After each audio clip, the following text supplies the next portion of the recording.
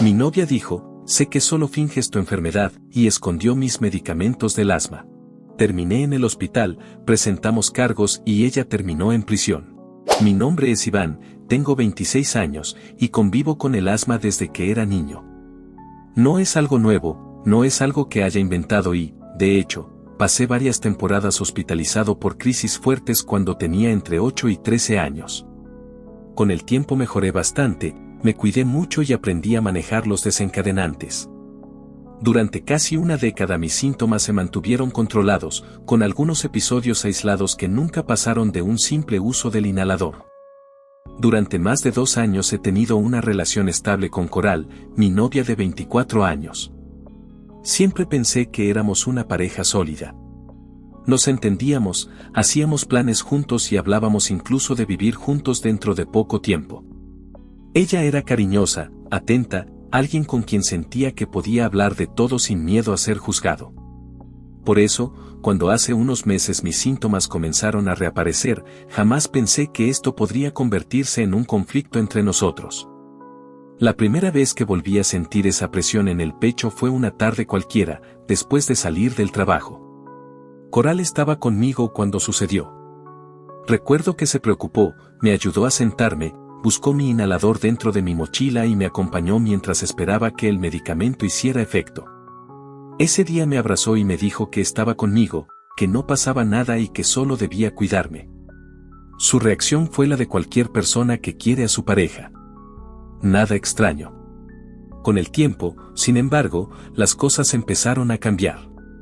Todo comenzó cuando empezamos a planear un viaje al extranjero.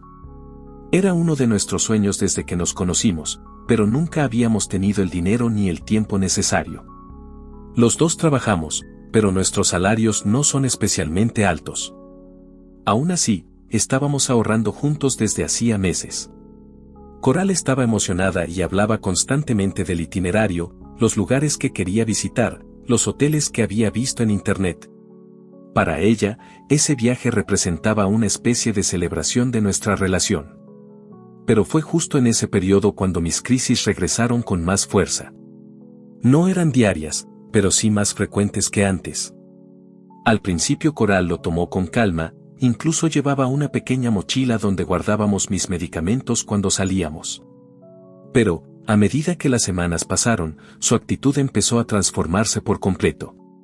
Comenzó con comentarios pequeños, casi disfrazados de broma. A veces, cuando usaba mi inhalador, me decía cosas como: «Ya estás con eso otra vez. Seguro es más psicológico que otra cosa. Te estresas de más, por eso te da». Yo trataba de explicarle que no era cuestión de estrés, que si tenía factores desencadenantes específicos, el clima frío, el polvo, el ejercicio intenso, algunos olores fuertes. Pero ella parecía restarle importancia. Poco a poco dejó de mostrar empatía y comenzó a mostrarse molesta. Recuerdo perfectamente una tarde en la que íbamos caminando por un centro comercial y sentí un leve malestar. Nada grave, pero decidí prevenir y usar el inhalador. Ella rodó los ojos y dijo en voz baja: «Parece que estás actuando». Ese comentario, aunque lo dijo como si fuera en tono de juego, me hizo sentir incómodo. No era la clase de cosas que uno espera escuchar de su pareja cuando está lidiando con un problema de salud real.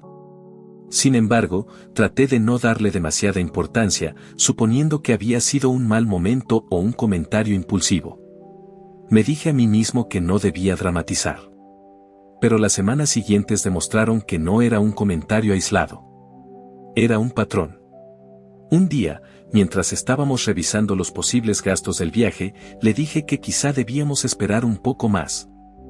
Que mis crisis me estaban preocupando porque el destino que queríamos visitar implicaba un vuelo largo y mucha actividad física.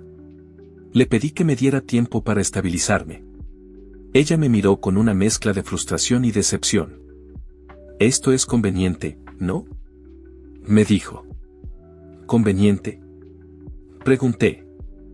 «Justo ahora que ya tenemos casi todo listo, tu asma regresa, ¿no te parece extraño?». No supe qué responder. Me quedé mirándola, tratando de entender si realmente creía lo que estaba insinuando. «Coral, ¿crees que estoy inventando esto?». Ella soltó una carcajada corta, sin humor. No digo que lo inventes, pero sí creo que lo exageras. Siempre estás bien hasta que hablamos del viaje o de algún gasto. Es demasiada coincidencia. Le expliqué, nuevamente, que no tenía control sobre mis crisis, que no ocurrían porque yo quisiera evitar el viaje. Era ridículo. Yo también quería hacerlo, pero no me sentía seguro en ese momento. Coral no escuchó. Parecía decidida a creer que mis síntomas eran parte de algún tipo de excusa económica o emocional. Intenté mantener la calma, pero sus palabras me dolieron profundamente. Aún así, la discusión no llegó a más. Ella se fue a dormir molesta y yo me quedé pensando en cómo habíamos llegado a ese punto. Se suponía que éramos un equipo. Esa noche comenzó a hacer frío. Sentí el aire más pesado dentro de la habitación. Mi pecho comenzó a apretarse poco a poco. Era una sensación que reconocía perfectamente, un ataque de asma en proceso. Me levanté con cuidado para no despertarla, abrí mi mochila y empecé a buscar mi inhalador. No estaba. Revisé de nuevo. Saqué todo de la mochila. Revisé en mis bolsillos, en la mesa de noche, en el baño. Nada. Comencé a alarmarme. No suelo perder mi inhalador, soy extremadamente cuidadoso porque sé lo que puede pasar si no lo tengo cerca. Pensé que quizá lo había dejado en la sala o en la cocina. Caminé por toda la casa tratando de mantener mi respiración lo más estable posible. Cuando me di cuenta de que tampoco tenía mi teléfono en el bolsillo, la ansiedad se disparó. Lo busqué también, pero no estaba en los lugares en los que solía dejarlo. Me apoyé en la pared, tratando de tranquilizarme mientras respiraba con dificultad. El frío empeoraba la sensación. Mis manos empezaron a temblar y sentí esa presión que subía hacia el cuello, como si mis pulmones se encogieran por dentro. Desperté a Coral, casi sin aire. No encuentro mi inhalador, ni mi teléfono, ¿puedes ayudarme a buscarlos? Le pedí.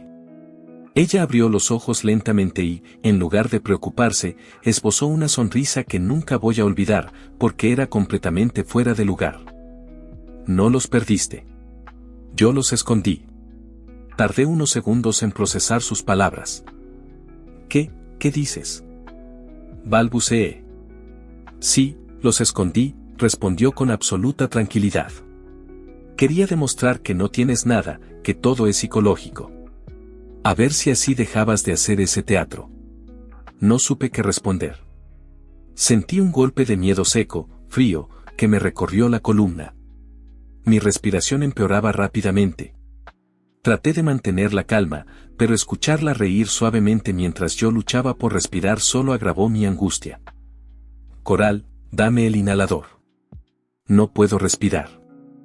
No te va a pasar nada, te lo juro. Solo respira hondo. Siempre haces un escándalo por esto. Dámelo. Por favor. Ella no se movió. Se recostó de nuevo, como si todo aquello fuera un juego absurdo. Ese fue el momento en el que entendí que estaba solo. Completamente solo. Me levanté como pude y salí de la casa. Caminé hacia la puerta del vecino, apoyándome en todo lo que encontraba para no caerme. Mi visión ya estaba borrosa, veía colores distorsionados, como si las luces hubieran cambiado de intensidad. Sentía un pitido en los oídos y cada respiración era un esfuerzo enorme. Tocaba la puerta mientras intentaba mantenerme en pie. El vecino abrió y su expresión lo decía todo. Iván, ¿qué te pasa? Estás pálido. ¿Es tu asma? Asentí como pude. Él me sostuvo por el brazo para evitar que me cayera. Espera, te llevo adentro. Voy a pedir ayuda. Pero yo sabía que no había tiempo para esperar una ambulancia si podía evitarlo. Señalé hacia mi casa y traté de explicarle que mi inhalador estaba ahí. El vecino me entendió a medias, pero me acompañó de vuelta para pedirle a Coral que lo entregara. Cuando entramos, él levantó la voz sin ser grosero. Coral, él no puede respirar. Necesita el inhalador, ¿dónde está? Ella, sentada en el sofá, mirando la televisión como si nada, respondió con absoluta frialdad. Está fingiendo. Deja que se calme. El vecino se volteó hacia mí. Me miró con horror. Iván, estás morado. Cuando Coral escuchó eso, su expresión cambió instantáneamente. Giró hacia nosotros y su rostro pasó de indiferencia a pánico real. Se levantó rápido, corrió a su bolso, sacó el inhalador y se acercó a mí en un estado de nerviosismo evidente. Amor, respira. Aquí está. Perdón. Perdón, no sabía que era tan grave. Iván, mírame. Respira. Me puso el inhalador en la mano y traté de usarlo, pero ya no podía coordinar la respiración. Mis vías estaban demasiado cerradas. Sentí que mis piernas fallaban y el mundo se oscureció por completo. Perdí el conocimiento. Cuando desperté, estaba en una cama de hospital, con una máscara de oxígeno y un monitor cardíaco marcando mi ritmo acelerado. Lo primero que sentí fue una mezcla de mareo y alivio por poder respirar de nuevo. Lo segundo fue el recuerdo nítido de todo lo que había pasado antes de desmayarme. Giré la cabeza hacia la derecha, buscando algún rostro familiar, y la vi a ella. Coral. Estaba sentada en una silla, hecha un desastre. Tenía ojeras profundas, el cabello desordenado y las manos temblando sobre sus piernas. Lloraba en silencio, con la mirada perdida en el suelo. Cuando notó que me movía, levantó la vista como si la hubiera sorprendido un ruido inesperado. Amor, susurró con la voz quebrada, perdóname, perdóname, por favor. Yo, no te creí. Pensé que estabas exagerando. No sabía que era tan grave, no quise hacer esto. Las palabras salían atropelladas, mezcladas con sollozos. Por favor, entiéndeme. Estoy estresada, deprimida porque el viaje no se hizo. No pensé bien, no pensé en lo que hacía. Estoy arrepentida. Se llevó las manos al rostro, tratando de contener el llanto. Por favor, diles que no me hagan nada. Tardé varios segundos en reaccionar. Mi mente estaba lenta, confusa por la medicación y el agotamiento. Diles que, pensé. ¿Quién te va a hacer algo? Pregunté, aún intentando ordenar mis ideas. Ella levantó la cabeza y la desesperación en sus ojos era evidente. Tus padres, dijo, casi sin voz. Tu madre me dijo que soy una asesina. Y tu padre, él dijo que presentaría cargos. Me echaron a patadas del hospital. Pero volví a entrar por otra puerta, quería verte. Por favor, Iván, te amo. Diles que solo fue un error. Que me entiendan. No lo hice por maldad. Antes de que pudiera responder, la puerta de la habitación se abrió de golpe. Mi padre entró con paso firme, el rostro endurecido, y su voz resonó como una sentencia. Aquí está. Es ella. Detrás de él entraron dos policías uniformados, uno hombre y una mujer. La atmósfera de la habitación cambió de inmediato. Coral se levantó bruscamente de la silla, mirando a todos de manera desesperada. Uno de los agentes, el hombre, dio un paso al frente y comenzó a hablar con voz clara y profesional. Señorita Coral Rodríguez, queda usted detenida. Tiene derecho a guardar silencio. Todo lo que diga podrá ser usado en su contra en un tribunal. Tiene derecho a un abogado. Coral retrocedió un paso, negando con la cabeza. No, no, por favor. Iván, diles que no. El agente extendió la mano hacia ella para indicarle que se diera vuelta. Coral reaccionó como si la fueran a golpear. Los empujó con fuerza, gritando. Suéltenme. Iván, haz algo. Diles que no soy una criminal. Ayúdame. Haz algo. El policía trató de evitar que se lastimara, pero ella entró en pánico total. Agarró la bandeja de comida del hospital, la que estaba en la mesa portátil junto a mi cama, y la lanzó contra los agentes. El impacto resonó contra la pared y algunos utensilios cayeron al suelo. El policía levantó la voz. Maribel, Altagracia, les toca. Ingresaron entonces dos policías mujeres, ambas con expresión decidida. Coral intentó correr hacia la esquina de la habitación, pero ellas se movieron con rapidez profesional. En cuestión de segundos la sometieron. No fue violento, pero sí firme. Una de ellas la tomó de los brazos, la otra la aseguró contra la pared para evitar que se golpeara o golpeara a alguien. Coral lloraba, gritaba, rogaba entre jadeos, completamente fuera de sí. Iván. Iván, por favor. No me dejes. Diles que me suelten. Solo fue un error. No lo hice a propósito. Me quedé inmóvil. Quería decir algo, pero no había palabras que pudieran borrar lo que había hecho. Había puesto mi vida en riesgo. Sabía que, si el vecino no hubiera intervenido, quizá no estaría ahí sentado respirando con asistencia. Las policías la esposaron con cuidado, sin lastimarla, y la trasladaron fuera de la habitación mientras ella seguía llorando y suplicando.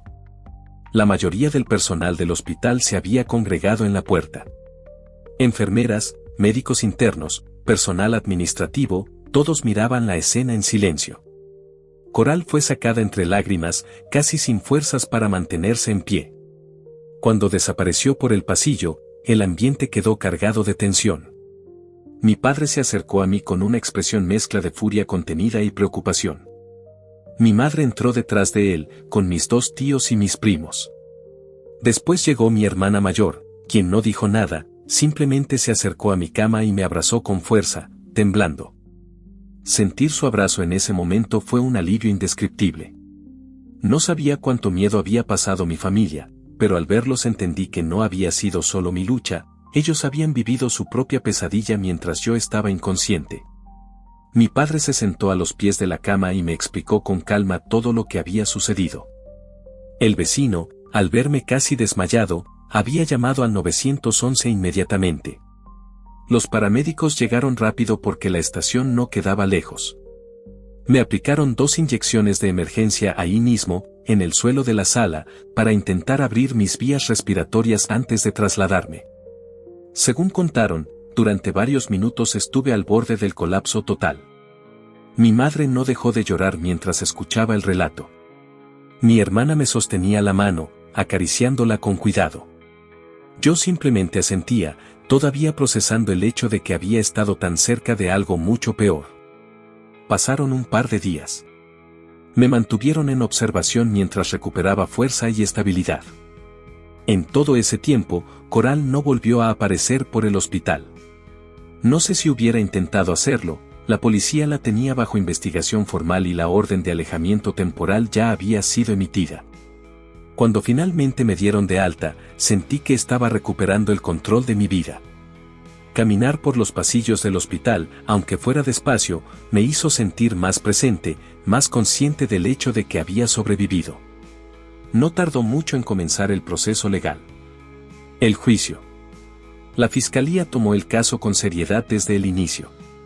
El primer cargo que quisieron presentar fue homicidio en grado de tentativa, dadas las circunstancias de riesgo vital y el hecho de que Coral ocultó deliberadamente un medicamento esencial.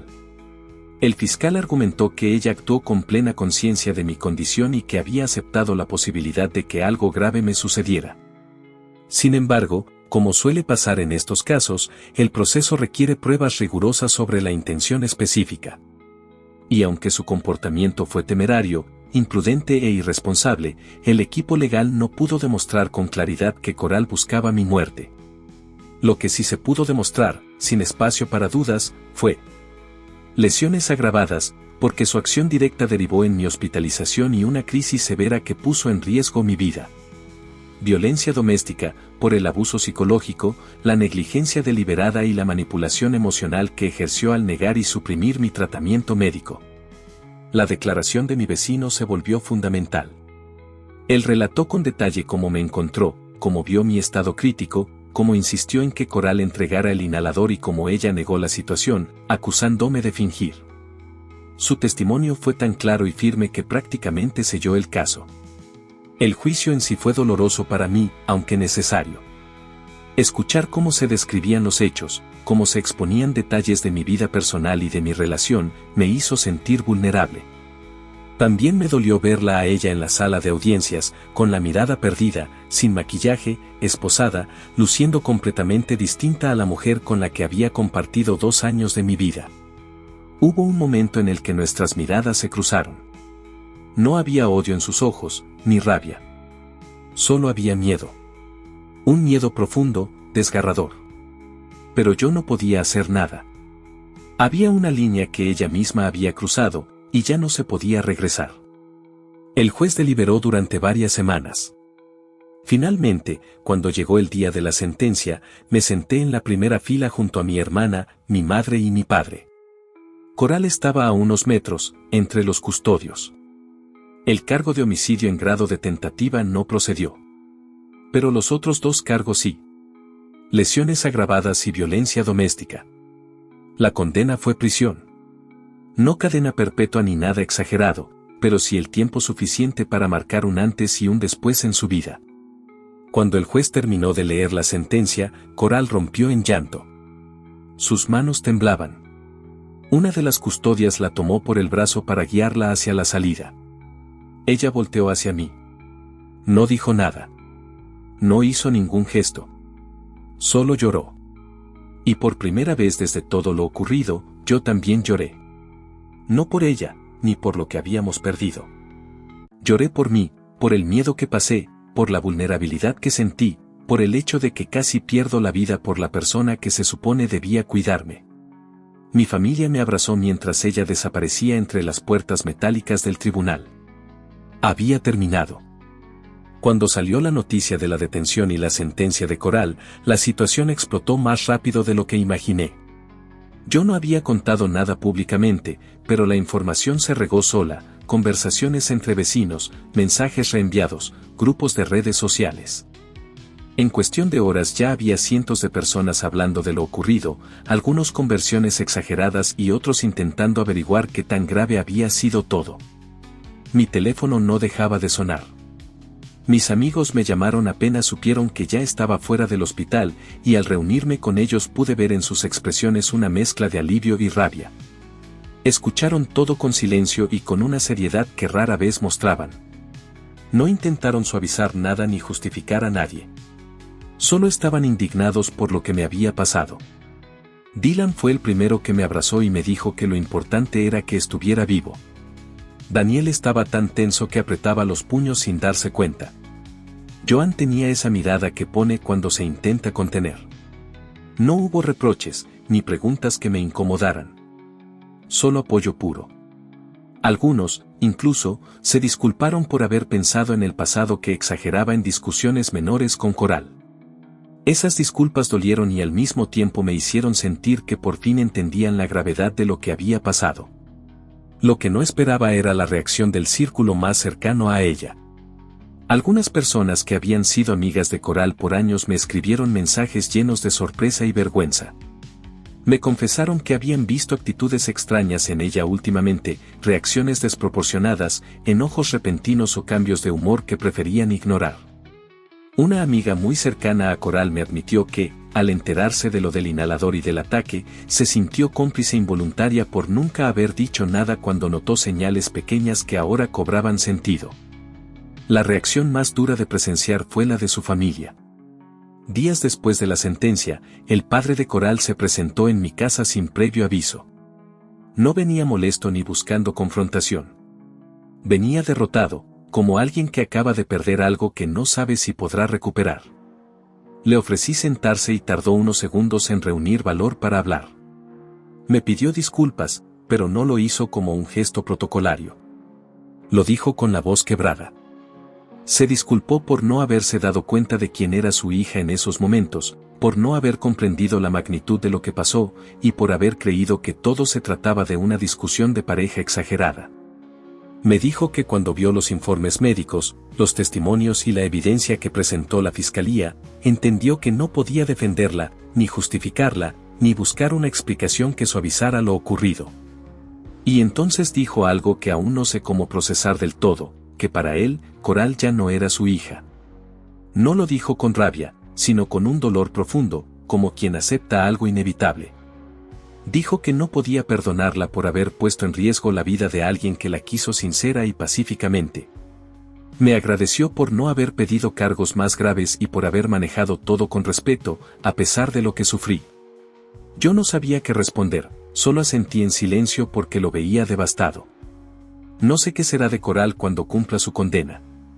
No siento odio, pero tampoco siento ningún lazo con ella. Solo espero que reciba la ayuda que necesita y que esto sirva para que ninguna otra persona pase por lo mismo. Lo que sí sé es que salí adelante. Que la justicia funcionó. Y que, aunque este capítulo fue doloroso y humillante, me enseñó a cuidarme más y a no permitir nunca que la duda o el ego de alguien pongan en riesgo mi vida. Ese es el cierre real de todo esto. Una historia que marcó un antes y un después en mi manera de ver mis relaciones, mi salud y mi propio valor. Y aunque hubiera preferido nunca vivir algo así, hoy tengo claridad, apoyo y un futuro por delante.